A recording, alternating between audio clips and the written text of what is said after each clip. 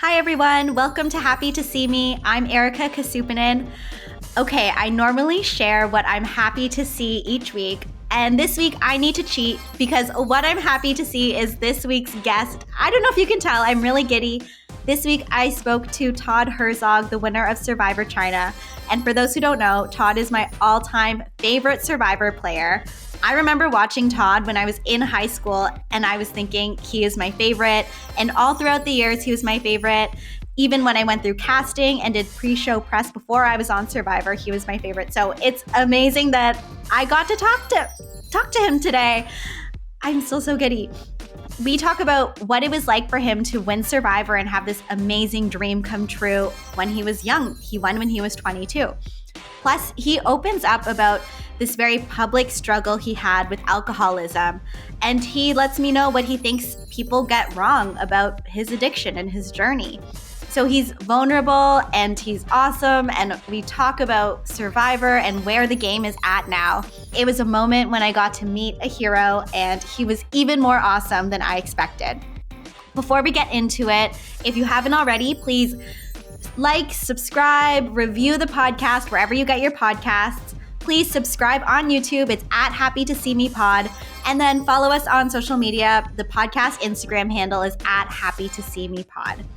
Ooh, I can't wait to share this one. I'm still on cloud nine. So without further ado, here is Todd Herzog. I hope you enjoy it. Okay, so I am fangirling because I get to speak to Todd Herzog today, my all-time fave. Yeah, I'm honestly, I'm super stoked to be here. Like, I typically don't say yes to podcasts, just so you know. I try to avoid them because I'm really bad at technology, but I heart you. And so when you asked, I was like, absolutely, of course I will. This is already too much for me. I cannot believe this. I'm very, very starstruck. I feel like I've talked to so many amazing people through this podcast, and I think you just hold a special place in my heart because I've been a fan of yours since, oh my gosh, I think I was graduating high school the year that you won. Not to age you. You were very young when you won, but I've been a fan of yours since I was just before my hair was purple.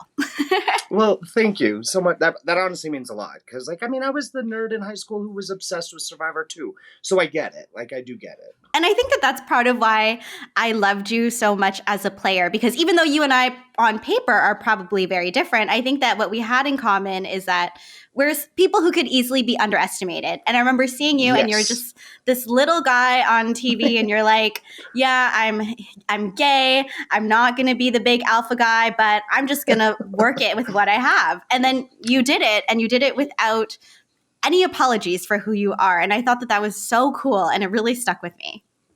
Well, thank you. I mean, honestly, because that was basically the same story as yours. You know, when little people that are smaller or not like as, crazy athletic or, anything like that, when we get out there, it is intimidating. We're surrounded by all these like challenge athletic beasts. Like, I'm not an outdoor person, but I knew I could do that. I knew I could do Survivor. And so like you said, I had to use what I have, and that's my social game. I'm a people person. I like people. It's true. And the thing is, if you understand Survivor, you realize the outside part of Survivor is actually just a very small part of it. I feel like that's what people are curious about, but I'm like, that's a very small element of the game. I think as long as you can just survive going to the bathroom in the water, then like you're fine. You're not going to die. You're okay. Yes, absolutely. I mean, because everybody's like, I don't know how you can go and live outside and do all this. And like you said, it's not a huge part. Yeah, you are like in the jungle, and it does suck quite badly. But like once you get past this point, for me, it was day 12. Once I got past day 12, I was like, this I can do. Like, this is not a problem. I'm used to the bugs. I'm used to the snakes. I'm used to the rain. And like, this is now my home. But it's the people and stuff like that. That was like the more challenge, because you start to overthink and you get paranoid and you get crazy and all of that good stuff. Oh, yeah. By the time I got to the end, and in my case, since I found out in the moment that I was the winner, I was just so spent. I was like, I know, whatever, it's 26 days. Before that, it was 39 days. But still, when you get to the end of the line, it doesn't matter how long it is. You're just tired. And then all of a sudden, they're like, film this other show. I'm like, no, I can't. I don't want to film this thing right now. I want to get out of here. Like, I would like to change, please. Maybe shower? That would be nice. I can't imagine that aspect that you went through. Like, that had to have been really, really difficult. Not only like right there in person, but after knowing and having to keep it a secret. Like, oh my gosh, no, thank you. I know it was hard, but at the same time, I think that what was good for me is it's a lot to process, right? Like this was a dream I had since I was a kid and it came true. So at least I had a few months where in my head I'm like, okay, this happened. I have to think about how this is going to fit into my life from now on. So at least I had some alone time with it before the whole world knew. I'm curious about what it was like when you won, because I won when I was 32. You won when you were 22. And I feel like that was very different. So what was it like for you to have your big dream come true so young? Okay. So like, honestly, it's kind of strange because in high school, that's where most people are like, this is what I want to be when I grow up. For me, I didn't have that. I'm going to go be on Survivor. I'm going to play Survivor and I'm going to win Survivor. And so for me, like that was my goal.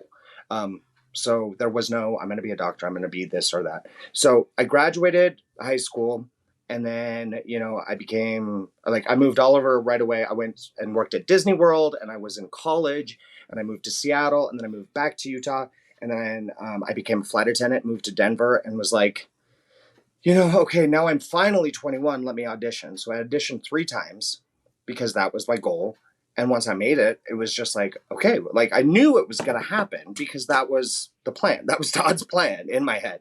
Once it was done, once I won, it was everything that I expected it to be. It was exhilarating. I was like, I told everybody I could do it. I knew I was going to do it. And I knew that like in the end, I would win. I know this sounds like terribly cocky, but I knew that was what was going to happen. So it was like, to me, it was not weird. It was not crazy. It was not different. It was what I had kind of expected. If that sounds, if that makes sense. So yeah, I mean, but obviously it was exciting. It was exhilarating because it was my dream.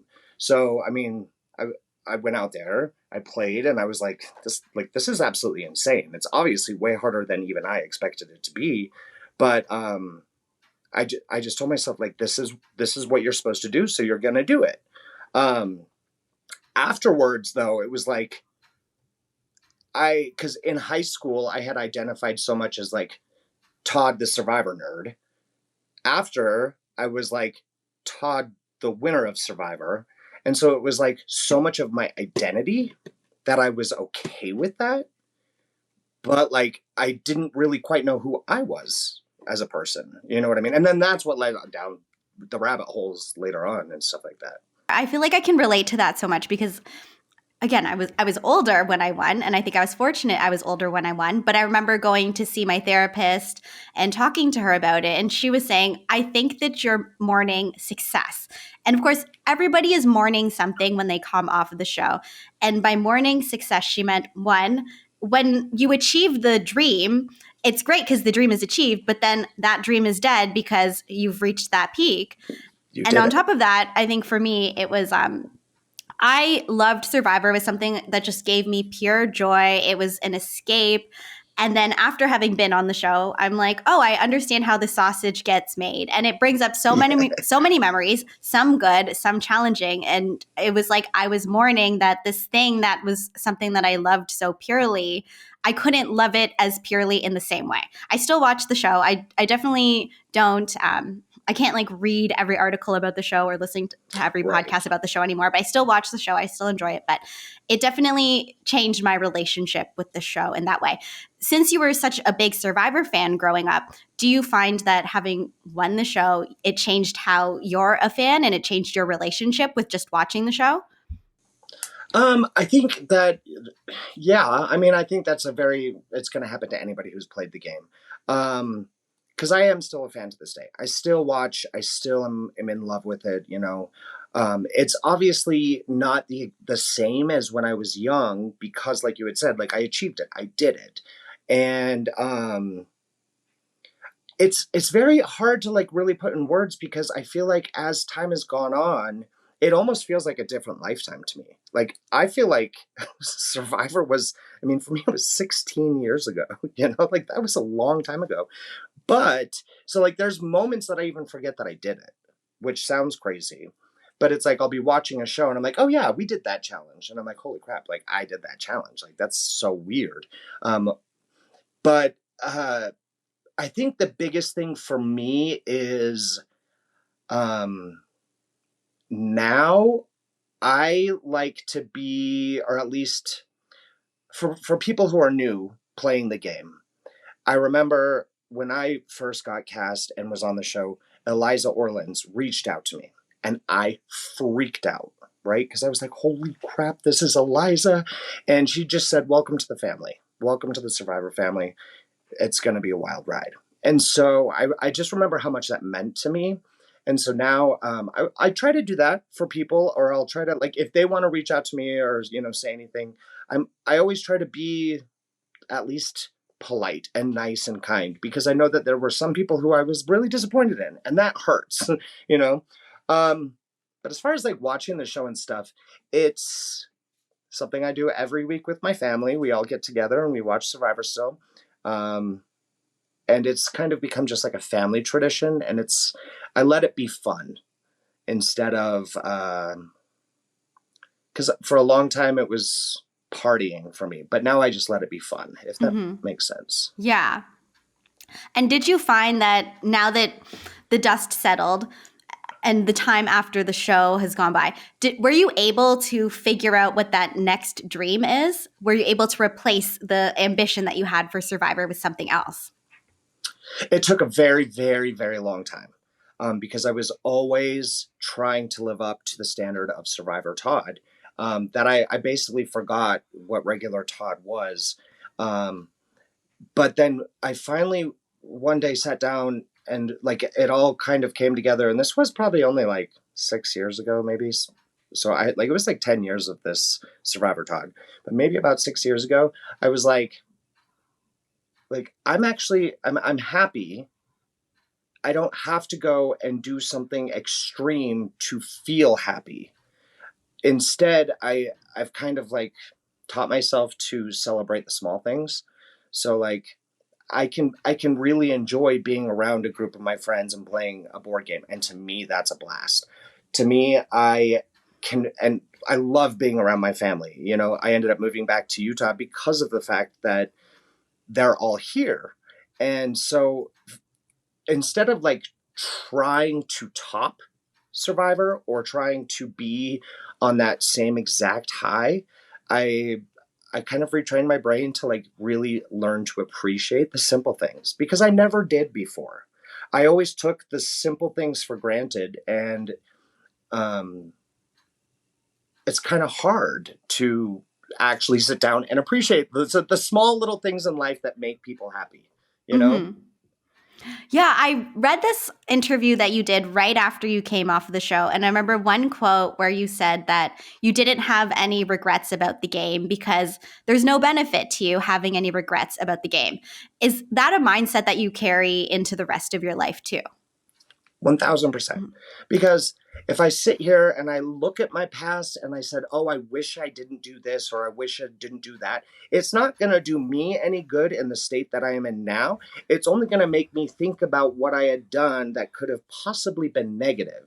So like if that was my mindset, I would probably be pretty terrible to be around. I wouldn't want to be around, just like mopey and like sad. Like, no, I'm sorry. I want to like, yeah, there's some stupid things that I've done in my past, but they're part of what has made me who I am today.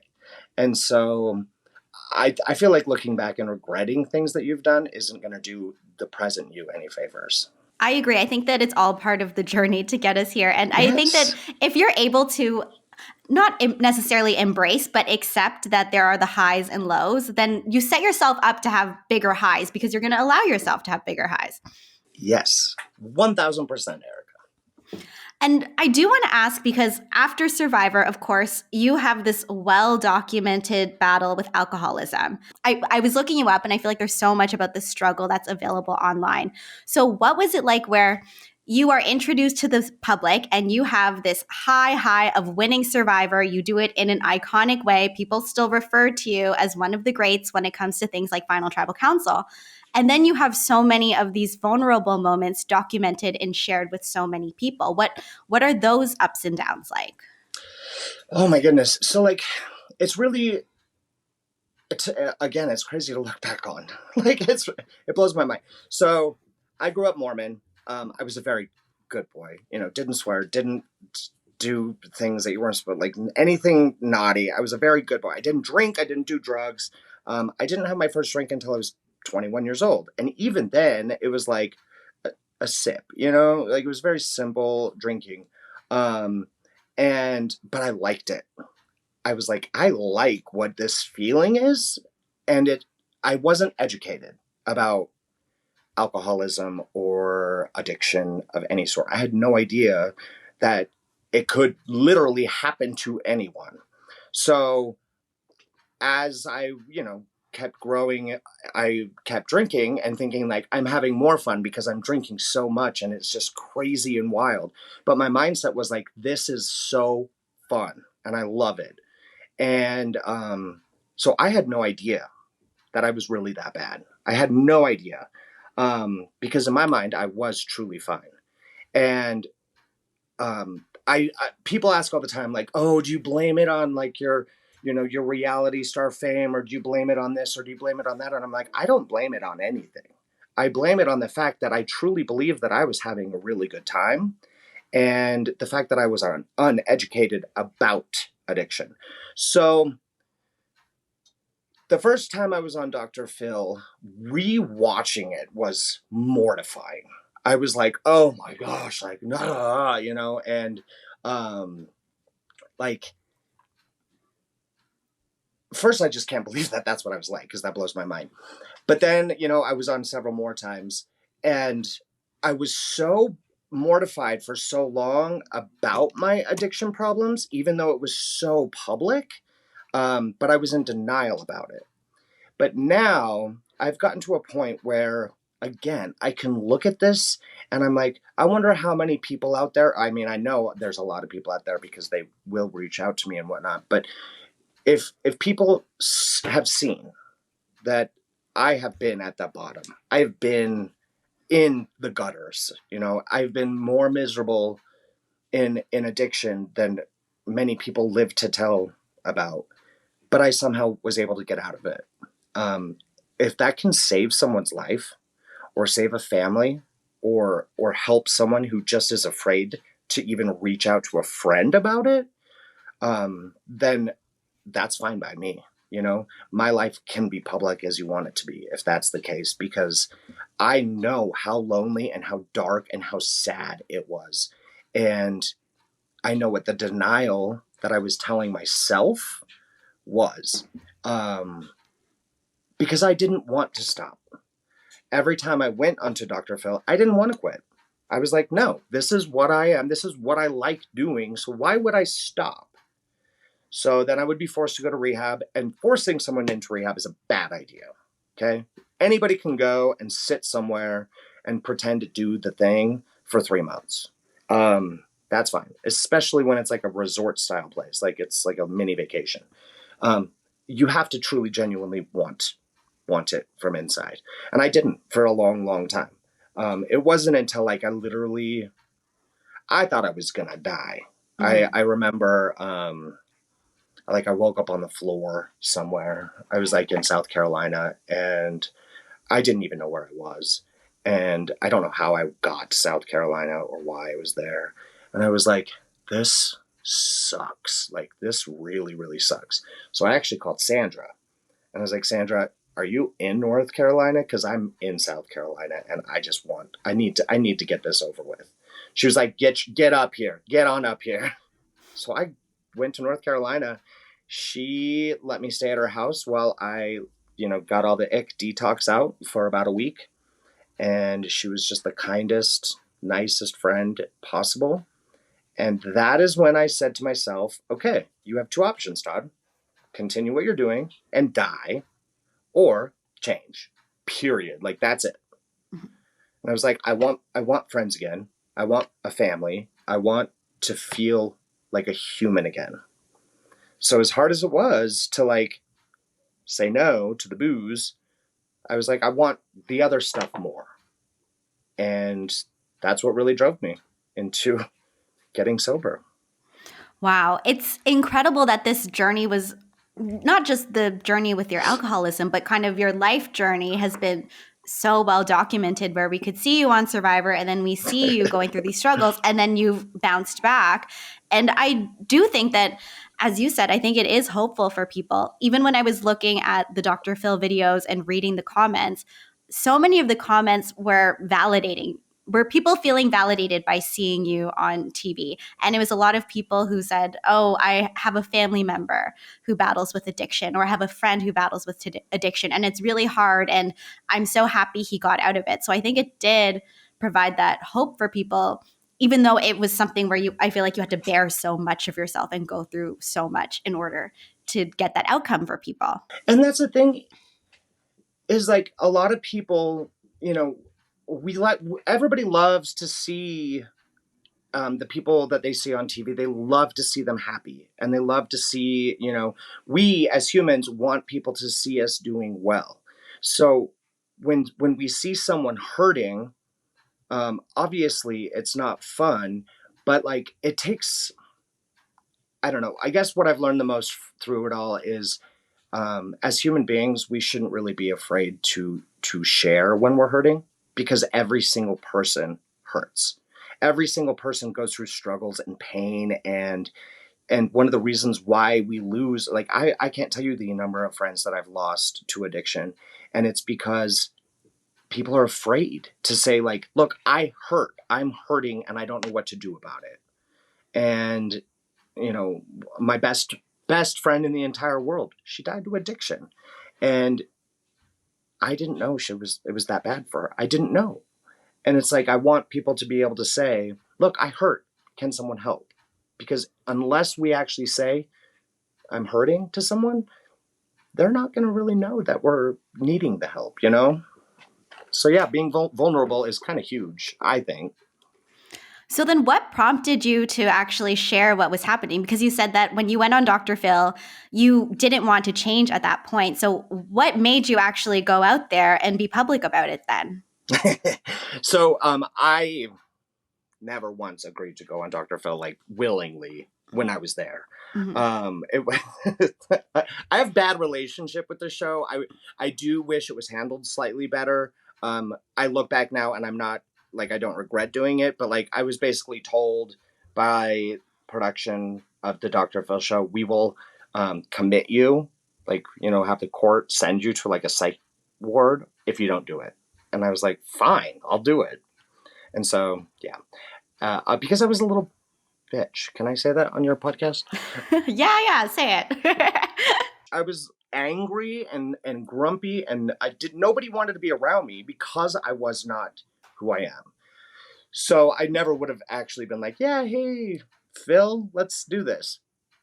Looking back at it, the fact that it has helped so many people is why I do not regret it now. I don't recommend anybody going on Dr. Phil, but I do recommend not being afraid to share that you need help. I think that's where so many problems stem from, right? Where people keep it bottled up, and then instead of sharing how they feel, they're going to turn to this, or they're going to turn to that, or they're going to act out in some other way. And I think that you have been a good example of when that goes wrong and then when that goes right. 100%. Like, here's the thing is, for me now, because I've been sober about 6 years. And so I'm at a point in my life where I can actually laugh and joke about it. And so when I do laugh and joke about it, at first people feel uncomfortable. Like, like, why is he doing that? And I'm like, but it's okay. Like, I was in a bad spot and it was sad. But like, I know I was a train wreck. I know I was a disaster. I know that I was that person at the parties falling down that had to be carried out, and all of that stuff. And so, oh my gosh, I just wish that because sometimes you look at a person and you can see in their eyes that they're hurting. Mm-hmm. You know that feeling? Mm-hmm. You can see it. And so like, I know what I looked like. I know that I was a shell of a human being. And so I guess if anybody is watching this that feels empty or feels so low that they don't know what they can to do about it, find your friend and tell them. Because I guarantee you, if you've got a friend out there who really loves you, they're gonna help you. It can be so scary to tell somebody how you're really feeling and to tell somebody you're hurt or you're lonely. But the alternative can hurt you a lot more in the long run. It's like if you just get over that, and it's easier said than done, of course, but like get over that initial fear of like just saying, I need help, you open up so much more opportunity for yourself. I never would have asked for help. Like, I never would have, because I didn't think I needed it. But I would have died if I didn't get it. I would not be here right now today. So, like, and I know that for a fact. Like, there were 2 different times in 2 different hospital visits where I did flatline. Like, I was gone. And somehow I'm still here. And I look back at that and I'm like, holy crap. Like, I literally would have left my family behind. I wouldn't have my wonderful husband that I have now. I just, like, to me, it blows my mind that I didn't realize that I was playing with death. You know, I was literally on a tightrope with death and didn't care. Now that you're able to laugh and joke about it, do you feel like you've forgiven yourself? And then how were you able to forgive yourself? I have forgiven myself. Yes, 100%. Because this is what I believe. In order to have forgiven myself, I first had to show, not just apologize, I had to show all of the people that I love and care about that I was truly sorry that I hurt them. Because in addiction, you tear people down, you tear people apart, you hurt them to the core.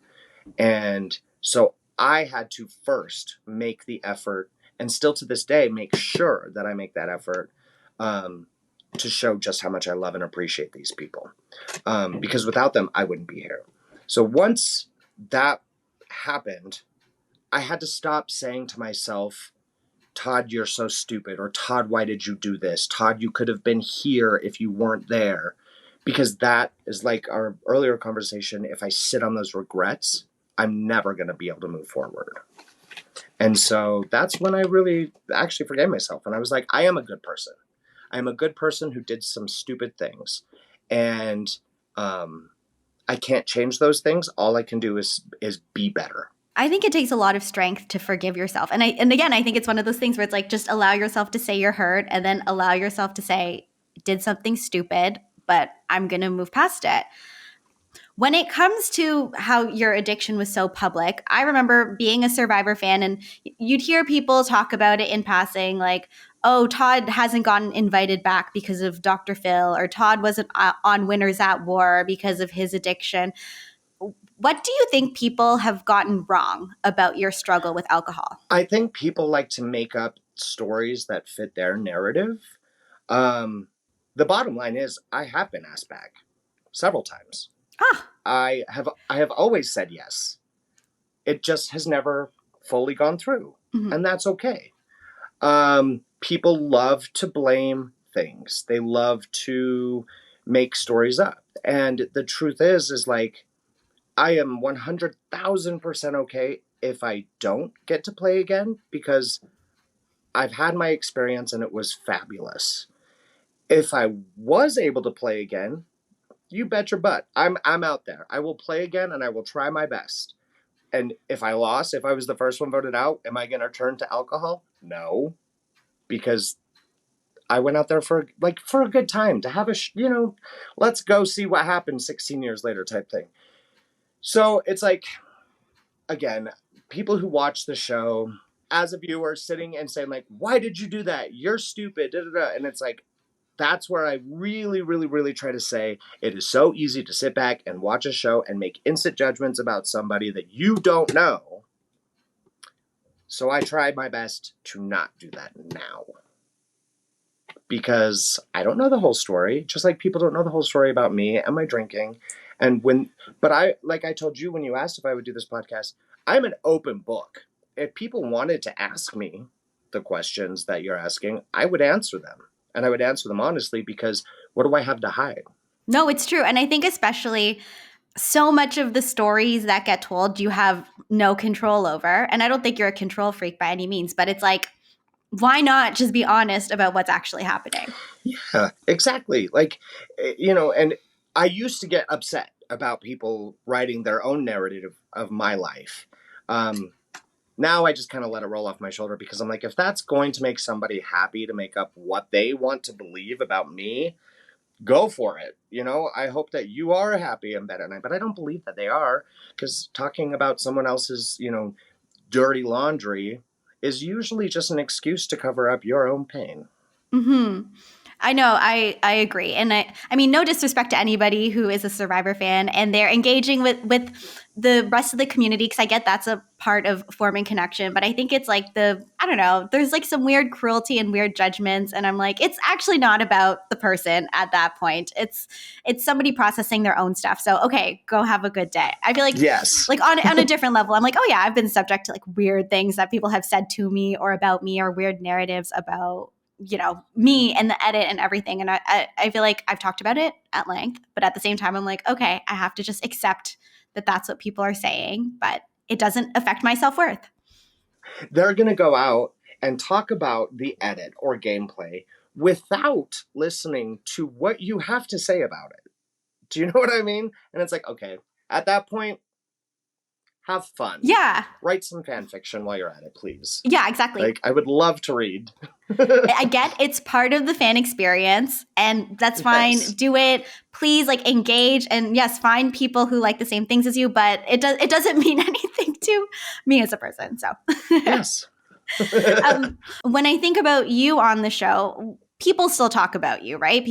Well, at least I still talked about you. I was somebody who watched you when I was a teenager, immediately thought, this is my favorite player. All throughout my life, I would always casually say, similar to you, oh yeah, so one day when I win Survivor, I'm going to do this. And I would always say, Todd is my favorite player. And then I get cast. Which is just so flattering, I won't lie. This is the thing though, where it's like, is it crazy that it's like I then go do all my casting, all my pre-show press. I'm like, Todd's my favorite, and then 14 years later, I end up winning. Like, how is that for you? It's amazing. It's seriously, it's the greatest thing ever, because I did the same thing. Like, I did it with like Nalia, and she lives out here in Utah. She didn't win, but I would go to her when I was in high school, because she would do the news in Utah, and I'd be like, Nalia, you're gonna watch me on Survivor one day, and like, it happened, And so I think it's so freaking cool. And it's so flattering to me too. Whenever I hear like a new player say that I'm one of their favorites, I'm like, this is so exciting, because it means the world to me. I was only on the show 2 years ago, and even the last couple seasons, I've seen people say, oh, I want to be like Erika. And I would see video clips of me and I'm like, wait, I'm in the canon. I did that. Yes. And that was only a couple years ago. I'm sure it's probably so surreal for you that it's now 15, 16 years later and you can still come up. I don't know what it is, and I won't complain about it, because it's almost like there's this weird Donnie Darko cult following of Survivor China. Like, people love Survivor China or they hate it. Like, but those Survivor China like lovers, they're the greatest. Like, I love them. I'm like, you guys are awesome, and they are hardcore. Like, they do not mess around. China's the best. I'm like, thank you. So I was one of those people. No, I still am. I'm still a China truther. Like, it delivers on everything.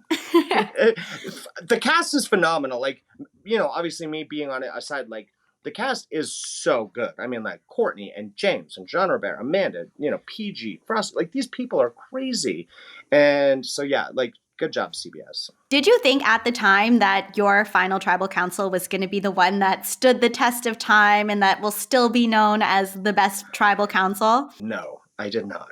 Because I didn't think I won. I thought Courtney won. It wasn't until I was, watching it with everybody, because what happens at the live finale, since you didn't get to go, unfortunately, I'm sorry. But like they put us all in a room and we're all there watching together, which is like kind of awkward, but kind of awesome. And I was watching and I was like, damn, Todd, like, what did you say? Like, that was good. You know what I mean? So I was, I guess, just completely surprised by that's what came out of my mouth.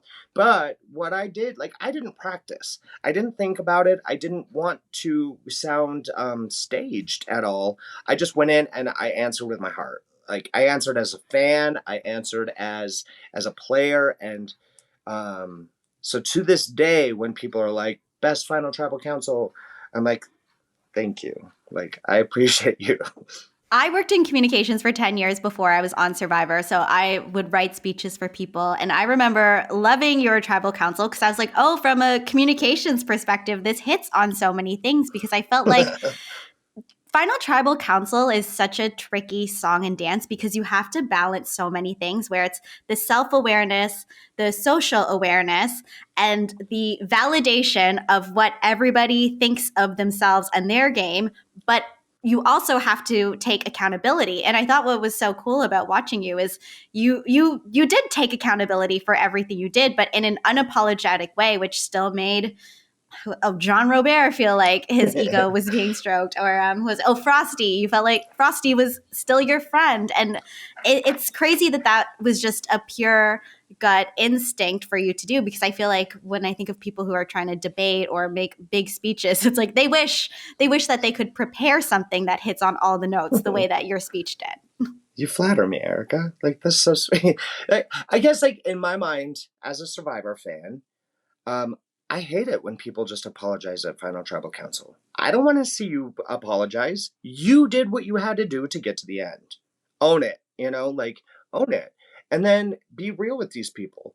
And, like, so I guess I went out there with the mindset of, I'm going to do what I always, like, the opposite of what I hate watching.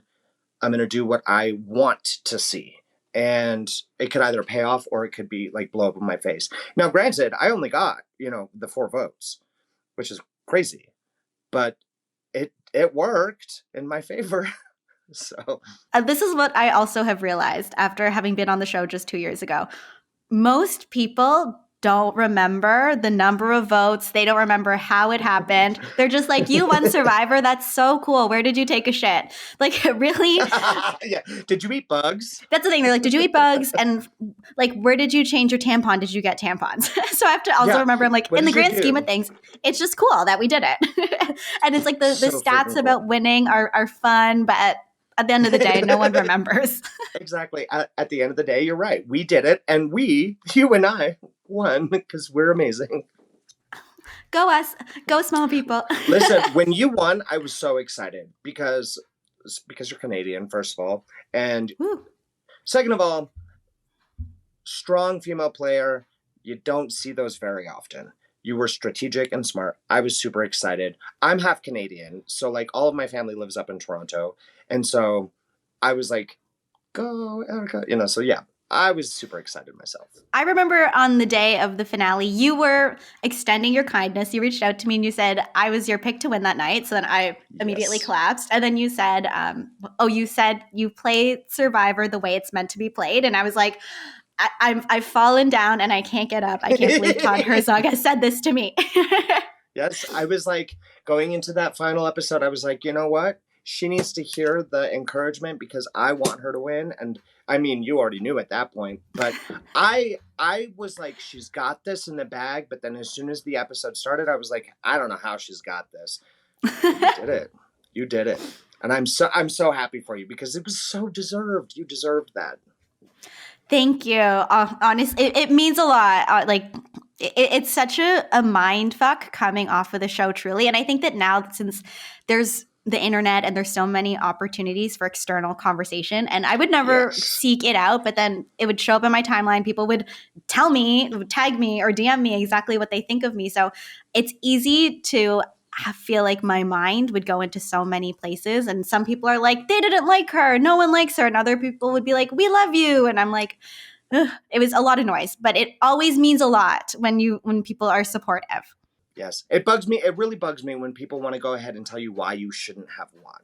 Because it's like, who are you to tell, like, excuse me. I don't know. That really pisses me off because you played a phenomenal game, first of all. Second of all, nobody else was out there with you for 26 days starving in a jungle. They didn't know exactly what went bad. Like 45 minutes a week does no justice for what happens there. So there you go. No matter what anyone said to me, I've never questioned whether or not I deserve to win the game. I've just become very familiar with the mute button on social media. I'm just like, okay, that's what you think. Cool. You won't even see that I blocked you. I just will no longer see you anymore.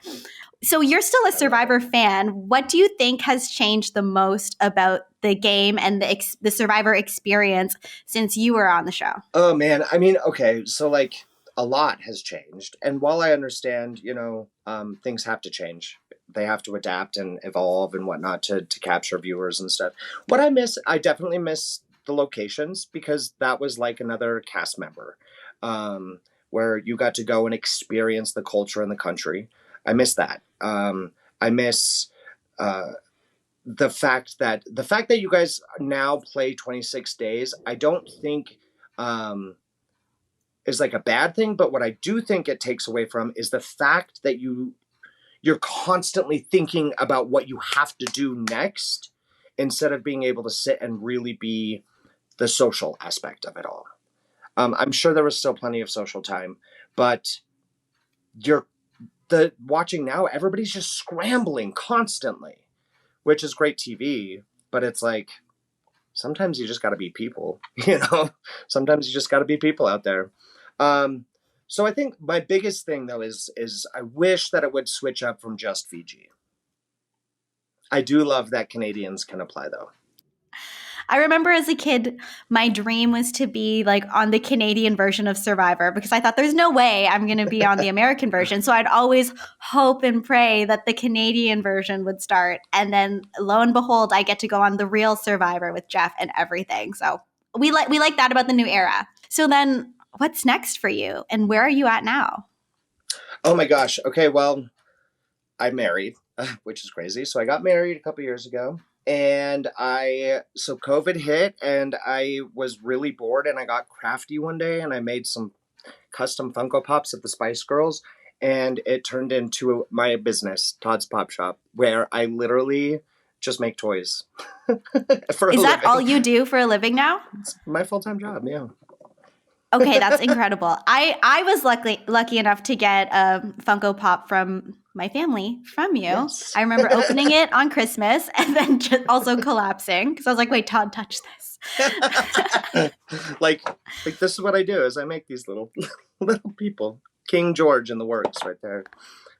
That's incredible that you go from the dream of winning Survivor, you do it, and then now the next dream is, it seems like a very simple life where you're making your toys, you're with your husband, and you're just watching Survivor with your family every week.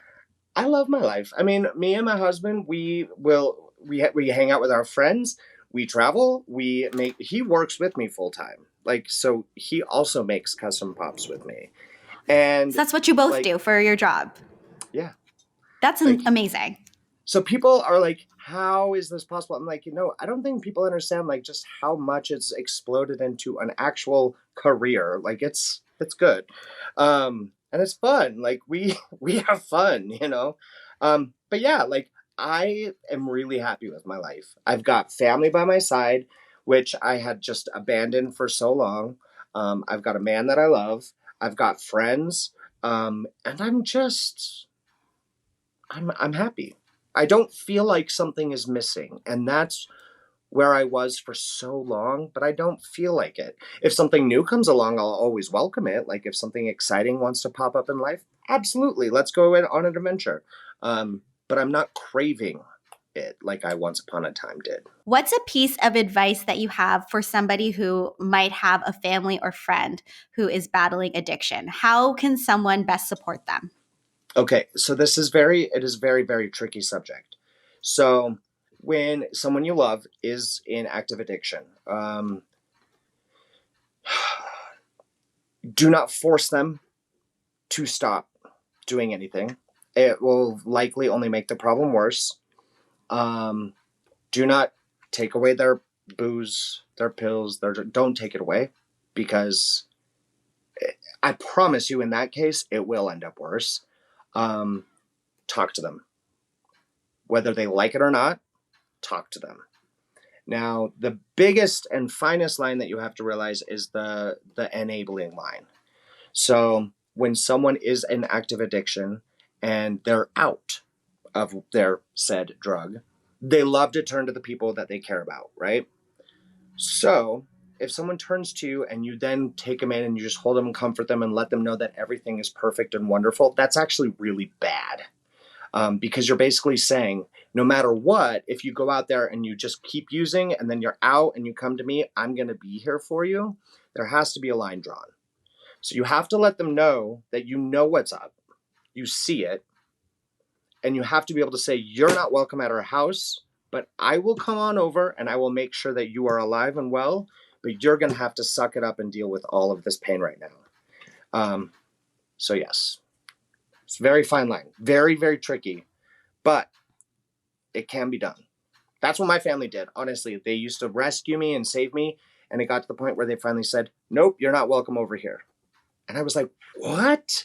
You're not going to put a hot blanket on? You know, like what? And so I was alone. And I was like, what do I do? What do I do now? But it worked. I mean, it is a fine line for sure. And I think that, thank you for sharing that. And thank you for sharing the experience with your family, because I think that someone hearing this advice could save somebody's life. And I think it could enable someone to get to the other side of it. So thank you for sharing that. One really important thing, though, if someone is on benzos or alcohol, do not let them detox alone. Very dangerous. Get them help. Okay, thank you for sharing that one too, because I think this is one of those things where unless you've had direct experience with it, how would you have known that? Yeah, benzos or alcohol, very dangerous to detox alone. Great to share, because I did not know that, truly. When we wrap up, I want to ask you for some advice. Now that you have gotten through so many amazing life achievements and life challenges, what advice would you have for somebody who is going on to play Survivor?